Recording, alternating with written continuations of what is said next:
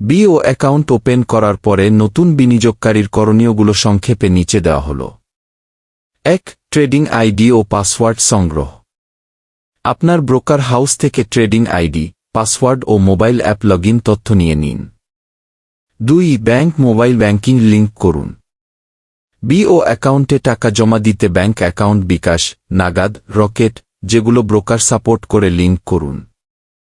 ৩. Trading app install করুন। আপনার ব্রোকারের DSE mobile app broker app download করুন এবং লগইন করে নিন। ৪. টাকা জমা দিন। শেয়ার কেনার আগে বিও ফান্ড ডিপোজিট করুন।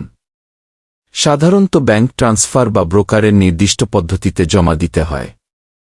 ৫. শেয়ার মার্কেট শিখুন। শুরু করার আগে ১-২ দিন সময় নিয়ে মার্কেট ওয়াচ দেখুন। কোন শেয়ার কত দামে ট্রেড হয় বুঝুন। ভলিউম, সেক্টর, ফান্ডামেন্টাল সম্পর্কে বেসিক জানুন।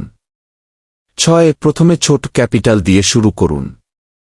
নতুন হলে প্রথমে ৫,০০০-১০,০০০ টাকা দিয়ে ছোট স্কেলে ১-২টা শেয়ার কিনে অভিজ্ঞতা নিন।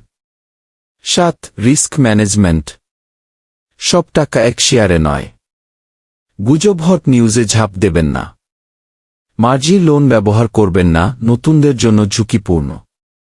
৮. রিপোর্ট ও নোটিফিকেশন মনিটর করুন। কোম্পানির EPS, dividend, AGM, quarterly report নজরে রাখুন। ডিএসই ও বিএসইসি নোটিশ দেখুন। ৯. বিক্রি করার নিয়ম শিখুন। কিভাবে লিমিট অর্ডার, মার্কেট অর্ডার দিতে হয় এবং শেয়ার বিক্রির সময় দাম কিভাবে সেট করতে হয় বুঝুন।